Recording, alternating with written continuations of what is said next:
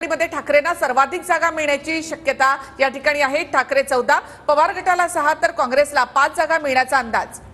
आणि सगळ्या देशाचं लक्ष ज्या बारामती मतदारसंघातल्या लढतीकडे, तिथे सुद्धा सुप्रिया सुळे या आघाडीवर आहेत तर सुनेत्राताई पवार या पिछाडीवर आहेत। या सर्वेतून एक्झिट पोलचे जे कौलात येत आहेत त्यावरून अजित पवार यांचं बंड जनतेला रुचलं नसल्याचं दिसतंय। एक्झिट पोलनुसार महाराष्ट्रात महाविकास आघाडी पुढे आहे।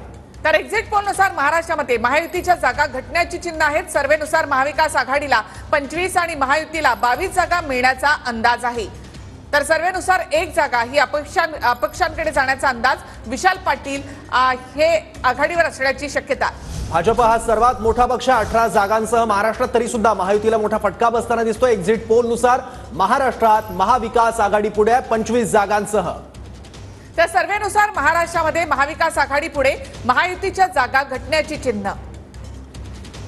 महाविकास आघाडीला 25, महायुतीला 22 जागा तर एक जागा अपक्षाकडे जाण्याचा अंदाज आहे। भाजप सगळ्यात मोठा पक्ष, मात्र महायुतीचं 45+ स्वप्न मात्र भंगणार।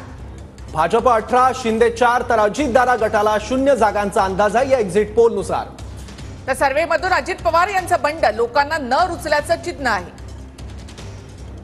या अंदाजानुसार महाविकास आघाडीत ठाकरेंना सर्वाधिक जागा मिळण्याची शक्यता आहे। त्यामुळे महाविकास आघाडीत ठाकरेंची शिवसेना हा सगळ्यात मोठा पक्ष बनताना दिसतोय। ठाकरेंना 14, शरद पवार गटाला 6 तर काँग्रेसला 5 जागा मिळण्याचा अंदाज आहे।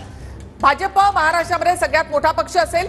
संपूर्ण देशाचा नजरा लागलेल्या बारामतीमध्ये सुप्रिया सुळे या आघाडीवर तर सुनेत्रा पवार या पिछाडीवर।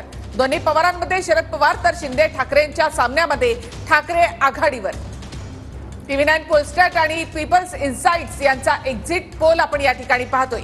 शिंदे गटाच्या 13 खासदारांचा आकडा यंदा अवघ्या 4 जागांवर येण्याचा अंदाज आहे। थेट लढत होती शिंदे गटाच्या उमेदवारांची। शिवसेना उद्धव ठाकरे गटाच्या उमेदवारांसोबत 5 खासदारांवरून ठाकरे गटाला 14 ठिकाणी यश मिळण्याचा आहे एक्झिट पोल सांगतोय, सर्वे सांगतोय। तर सांगलीच्या जागेवर अपक्ष आणि काँग्रेस बंडखोर विशाल पाटील हे आघाडीवर आहेत।